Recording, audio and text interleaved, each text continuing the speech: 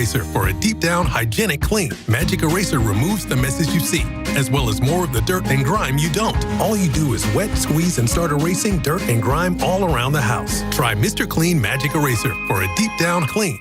I occasionally get bladder leaks. I tried Always Discreet underwear. It absorbs an entire glass of water. It fit like a glove. It just felt like real underwear. Game changer.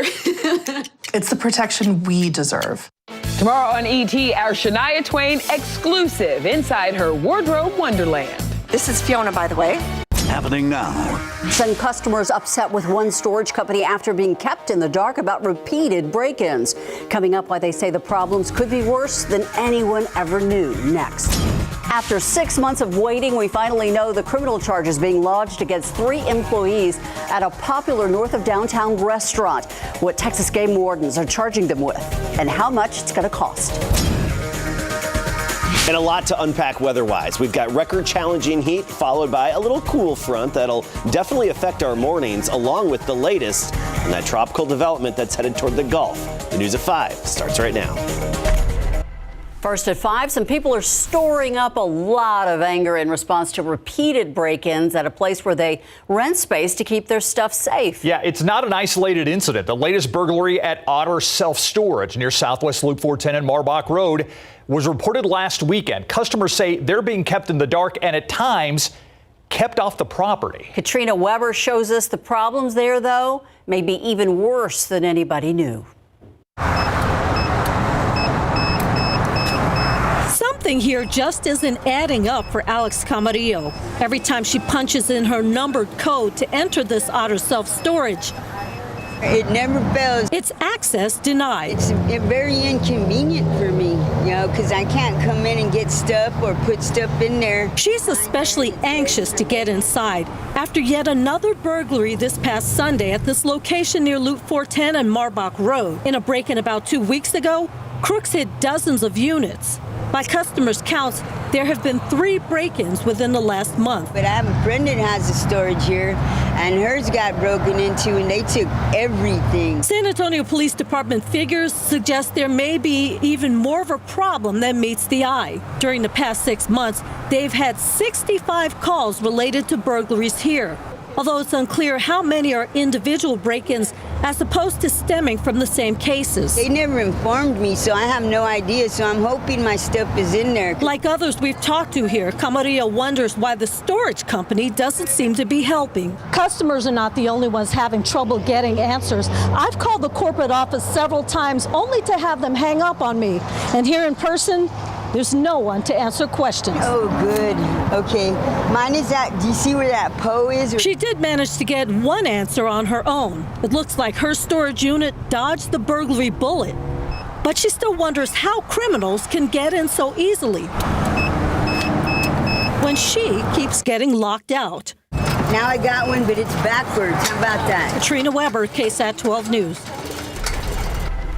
New at 5, a San Antonio man behind bars after he was caught sending disturbing text messages and photos to someone he thought was a 15-year-old girl.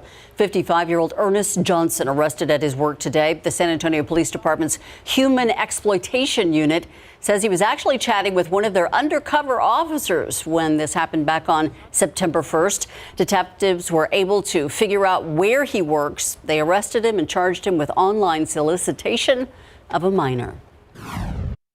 This is not something that our department takes lightly. These criminals that are preying on our children are going to be arrested. New details today at 5. KSAT investigates confirming a popular restaurant on Broadway at the center of a shark fin seizure investigation. Nearly 400 shark fins confiscated by Texas game wardens from Van's Restaurant on Broadway as part of an investigation in April. State officials had refused to name the restaurant at both the center of the probe and the viral Facebook post showing the fins laid out on the ground. But a state attorney general's ruling last week forced Texas Parks and Wildlife to make that information public. That's how we found out. Investigators seized more than $25,000 worth of shark fins. Misdemeanor criminal charges are pending against 3 people associated with that restaurant. That's according to the incident report. A shooting caught on camera, but that suspect is still on the run. Take a look at the video. San Antonio police and Crime Stoppers are hoping that you can recognize the vehicle in this footage. This was taken the night of April 1st. It shows someone drove up to a home in the 400 block of Chalmers Avenue and then simply started shooting. We are not sure if anyone was hurt, but police did say a 50-year-old woman was involved. The suspects, if found, will be charged with deadly conduct with a firearm. If you have any information, you're being urged to call Crime Stoppers at 224-STOP, or you can text TIP 127 to the word crimes. A driver's attempt to run from police has ended with some trouble for him, pain for several other people. Officers say that man who was in a stolen car caused 2 different crashes on the west side overnight. Police spotted the stolen vehicle off Guadalupe Street about 10:30 last night. When they tried stopping the driver, he rammed into the patrol car and sped off. He made it to the intersection of Serralvo and Couples, where he crashed into another car with 2 people inside. Crews had to pull them out of the wreckage, take them to the hospital. The driver also taken to the hospital. So far, no word on what charges will await him. San Antonio firefighters had to make an unusual entrance to put out flames at a Northside home this morning. It's hard for us to access it. The best way is from the outside, so we had to use our heavy saw to cut the hole in the door. Crews had to bust through the garage to fight the fire at this home in the 18,000 block of Taylor Run. When they got there around 7:30 this morning, they found flames and smoke, but no other way to get in. Thankfully, everyone inside had already gotten out. Fire crews say the family won't be able to move right back in, and they estimate the damage here at about $100,000. In world news, at least 2 people dead after a 6.8 magnitude earthquake struck a western town in Mexico. Seismic alarms blared just after 1 a.m. The quake actually centered 31 miles southwest of Aguililla, Michoacan, which was also felt in neighboring states. Mexico's president tweeted that this was an aftershock from Monday's quake, which was the 3rd major earthquake to strike on September 19th in 1985, 2017, and now 2022. The 2 people that died include a woman who fell down the stairs of her home while trying to get out and a man who had a heart attack. Meantime, the season's first major hurricane in the Atlantic strengthening to a Category 4, and it's now taking aim at a new target, Bermuda. So Hurricane Fiona is blowing winds now of more than 100 miles an hour. The powerful storm's already ravaged parts of the Caribbean, Puerto Rico, leaving thousands without power and water. CNN's Jen Sullivan takes a look at the storm's path and the devastation it's already left behind.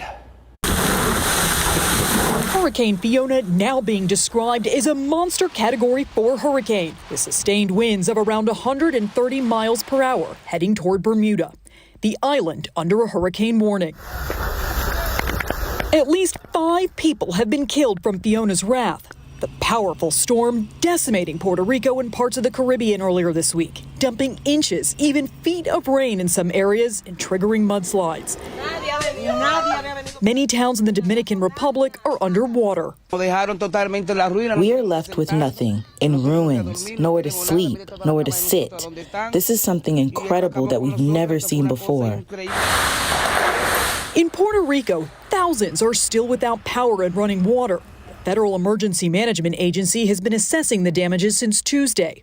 Power and water, that's our #1 priority. It's going to take a while to understand truly the extent of the damage for repair. Thursday, President Joe Biden speaking with FEMA officials and the governor of Puerto Rico to discuss ways to help, including federal funding. I'm here to help. We really are. Hundreds of FEMA and federal personnel are now there, including search and rescue teams, bilingual disaster survivor assistance teams, and U.S. Corps power restoration experts. I'm Jen Sullivan reporting.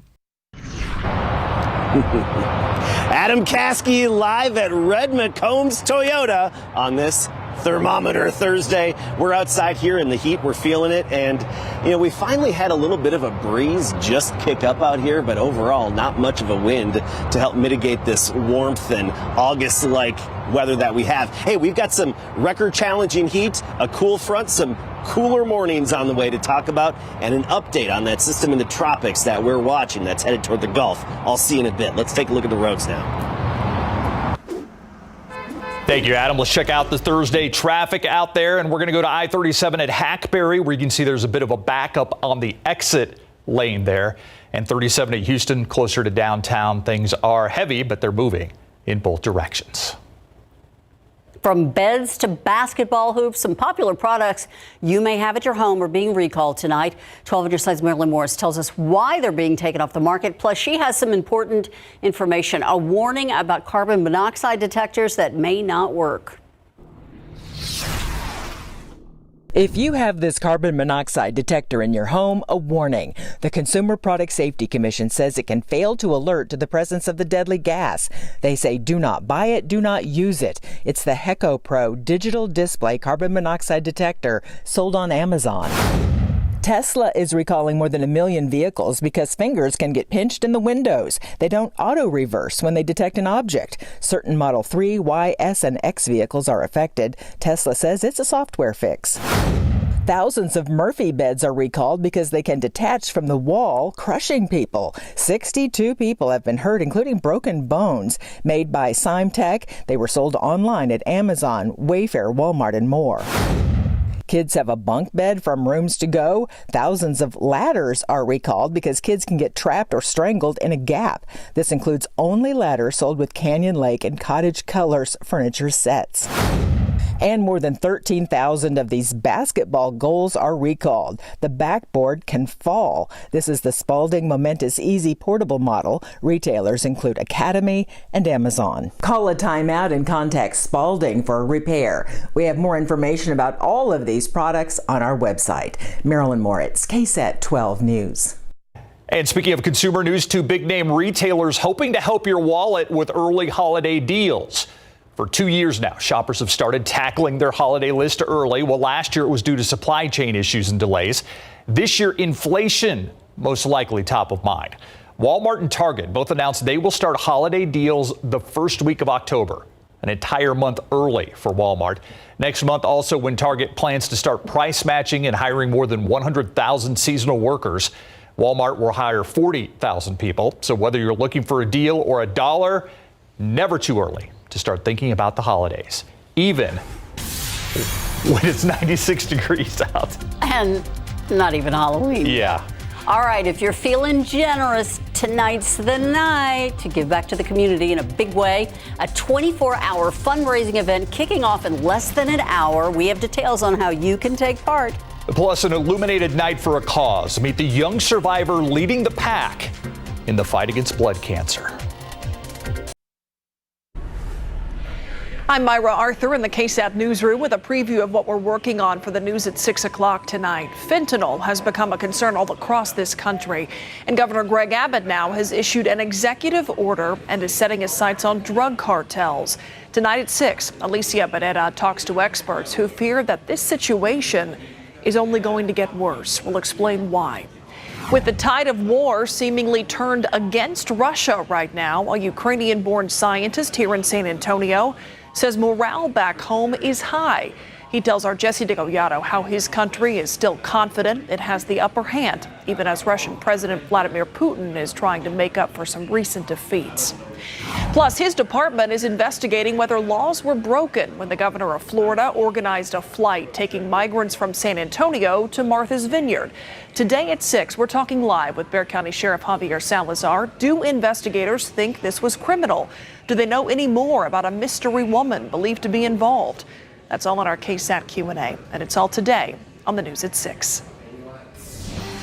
Thank you, Myra. In less than an hour, the annual Big Give officially begins. It's an opportunity for communities and individuals to donate to all their favorite charities. Yeah, you get to pick who you donate to. Since it began back in 2014, the 24 hours of the Big Give has raised more than $35 million, helping more than 1,000 nonprofits. This morning, the Screaming Goat on Highway 46 got an early jump on the day of giving. They're donating a portion of today's proceeds to SGRC Texas, a nonprofit that takes in children and tries to give them as much of a normal life as possible after going through trauma or neglect.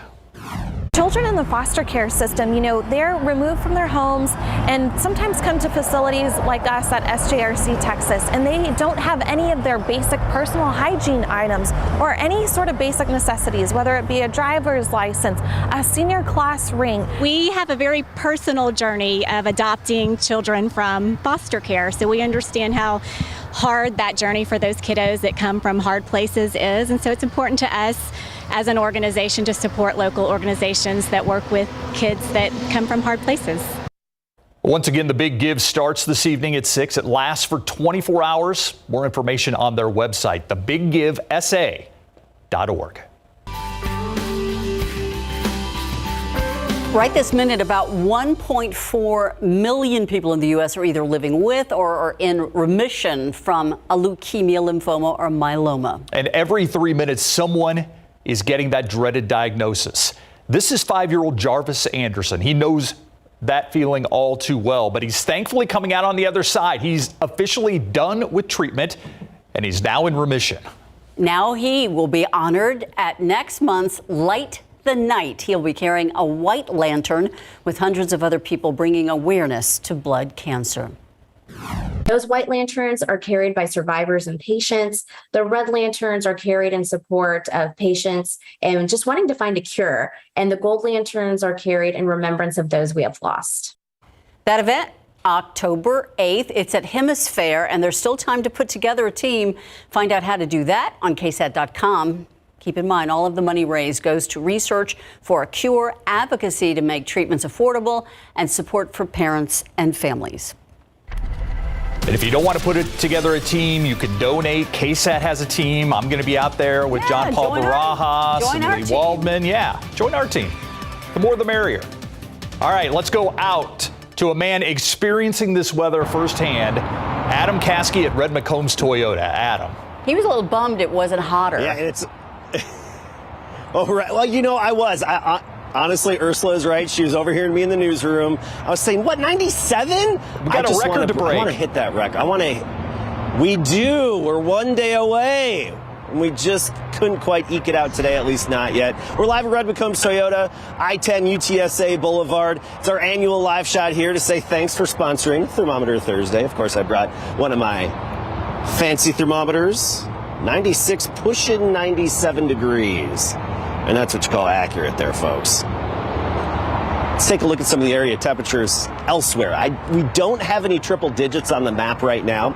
I'm anticipating a few neighborhoods, maybe your backyard here and there, probably about 100 degrees. But you go to New Braunfels, 98, Seguin, 98, Stinson on the south side, 98. So far today at the airport, our high temperature has been 97. All right, let's take a look at the wind. Not much of a breeze. A little bit of one picks up out of the east periodically at about 5 to 10. But that's it. There isn't much relief from the heat other than, check this out, lower dew points. Dew points right now have dropped down into the 50s and even 40s. So we had the drier air above us that during the heat of the day mixes downward. And I guess that's a consolation for having near record high temperatures. At least we don't have the extreme humidity and heat indices to talk about. Now, let's take a look at this full screen. Take a look at our trend. I want you to be able to see this full screen for our dew points in the days ahead. And notice how over the weekend, those afternoon dew points come up a bit. Still very summer-like. However, into next week, behind a cool front on Monday, those dew points plummet by Tuesday and Wednesday. And not only is that going to affect our comfort level, but if you're looking for some cooler, more crisp mornings, oh, that's going to help us out. That's for sure. We'll take a look at the 7-day, of course, in a bit. I want to talk about the tropics. Hurricane Fiona, Cat 4 still out there. Gaston, tropical storm, nothing to worry about. We're focusing on that 90% chance of development that just moved into the Caribbean. That's headed westward. You take a look at the computer models, and they're still pretty tightly packed all the way through Monday, just moving it west-northwest through the Caribbean.